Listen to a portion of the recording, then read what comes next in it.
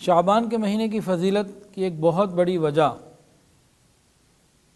15 شعبان نصف شعبان کی رات ہے۔ رمضان کا مہینہ ایک وجہ ہے، لیکن شعبان ختم ہونے کے بعد اور درمیان میں نصف شعبان یعنی 15 شعبان کی رات ہے۔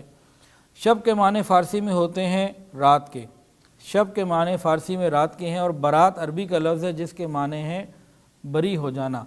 تو 15 شعبان کی رات ہمارے ہاں 15 شب برات کی رات کہلاتی ہے۔ اس رات اللہ رب العزت بہت سارے لوگوں کو جہنم سے برات عطا فرماتے ہیں۔ نصف شعبان رات کی عبادت اور 15 شعبان کا روزہ، اس بارے میں عوام کے اندر بہت زیادہ افراط و تفریط ہے۔ کچھ لوگ ایسے ہیں جو اس کے بالکل ہی قائل نہیں، انکار ہی کر دیتے ہیں۔ کچھ ایسے ہیں وہ کہتے ہیں یہی سب کچھ ہے، اس رات عبادت کر لی، اگلے دن روزہ رکھ لیا، اب سارا دن اور سارا سال جو چاہے کرو، کوئی مسئلہ ہی کوئی نہیں۔ اور کچھ لوگ اس رات میں بہت ساری جو ہے نا وہ غلط چیزیں جیسے پٹاخے اور بہت ساری غلط چیزیں لے آتے ہیں، گناہ کرتے ہیں عبادت کی رات میں۔ تو ہمیں چاہیے کہ شریعت سنت کے مطابق ہم زندگی گزاریں۔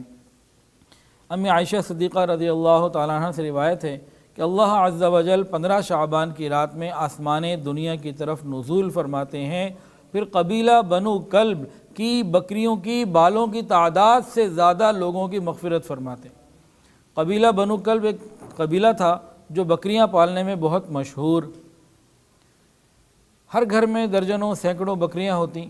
جب پورے قبیلے کی بکریاں باہر نکلتیں تو 2 پہاڑوں کے درمیان وادی کو بھر دیا کرتی تھی۔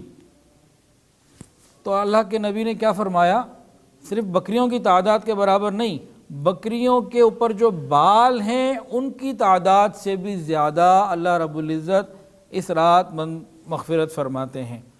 ایک اور حدیث کے اندر آتا ہے، یہ بھی ہمیں عائشہ سے روایت ہے، فرمایا کہ یہ 15 شعبان کی رات ہے، اللہ رب العزت اس رات میں اپنے بندوں پر خصوصی توجہ فرماتے ہیں، بس بخشش چاہنے والوں کی بخشش فرماتے ہیں، رحم چاہنے والوں پر رحم فرماتے ہیں، اور کینہ اور بغض رکھنے والوں کو ان کے حال پر چھوڑ دیتے ہیں۔ اور ایک روایت میں آتا ہے کہ پس اللہ اپنے بندوں کی بخشش فرماتے ہیں سوائے مشرک کی اور کینہ رکھنے والے کی، ناحق قتل کرنے والا اس کی بھی مغفرت نہیں ہوتی۔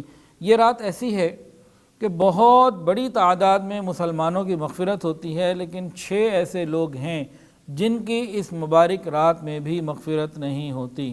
نمبر 1، کفر یا شرک رکھنے والا، کافر ہو یا مشرک، اس کی مغفرت نہیں ہوتی۔ نمبر 2، مسلمان تو ہے لیکن دوسرے مسلمانوں کے لیے اس کے دل میں کینہ اور بغض ہے، اس کی نہیں ہوتی۔ نمبر 3، رشتہ داریاں توڑنے والا، اس کی مغفرت نہیں ہوتی۔ نمبر 4، کسی کو ناحق قتل کر دینے والا، اس کی مغفرت نہیں ہوتی۔ نمبر 5، والدین کا نافرمان، اس کی بھی مغفرت نہیں ہوتی۔ اور نمبر 6، یہ زنا کرنے والے جو زانی لوگ ہوتے ہیں، مرد ہو یا عورت، ان کی بھی مغفرت نہیں ہوتی۔ تو اس رات ہمیں کرنے کی کیا ضرورت ہے؟ توبہ۔ اس رات کو ہم توبہ کے ساتھ گزاریں، اللہ رب العزت سے معافی مانگیں۔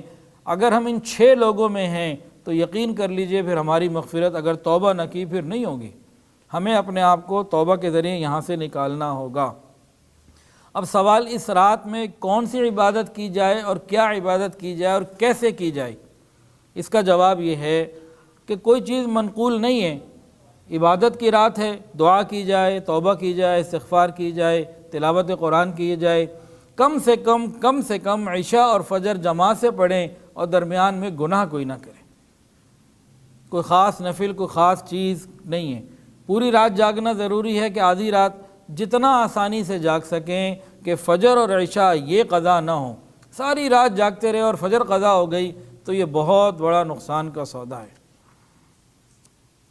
صرف جاگنا عبادت نہیں ہوتا، بعض مرتبہ سونا بھی عبادت ہوتا ہے اگر وہ شریعت کے مطابق ہو۔ شعبان کی 15 کی جو رات ہوتی ہے، شب برات کی رات، اس میں قبرستان جانا، ہر سال جانا کوئی حدیث سے ثابت نہیں۔ نبی علیہ الصلوۃ والسلام سے صرف ایک مرتبہ ثابت ہے، وہ بھی ایک ضعیف روایت ہے۔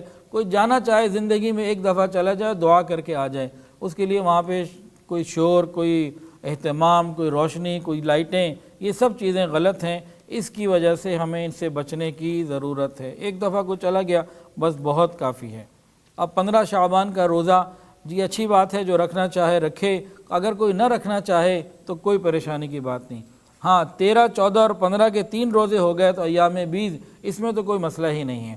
تو 15 شعبان کا روزہ کوئی رکھنا چاہے اچھی بات ہے رکھے، نہ رکھنا چاہے نہ رکھے، کوئی ایسی پریشانی کی بات نہیں۔ تو شب برات میں جو کام کرنے والے ہیں نا، عشاء اور فجر اپنے وقت پر ادا ہوں، گناہوں سے بچنے کا مکمل اہتمام ہو، توبہ اور استغفار کی جائے، اور اپنے لیے، مسلمانوں کے لیے، پوری امت کے لیے صحت، عافیت، سلامتی اور برکتیں مانگی جائیں۔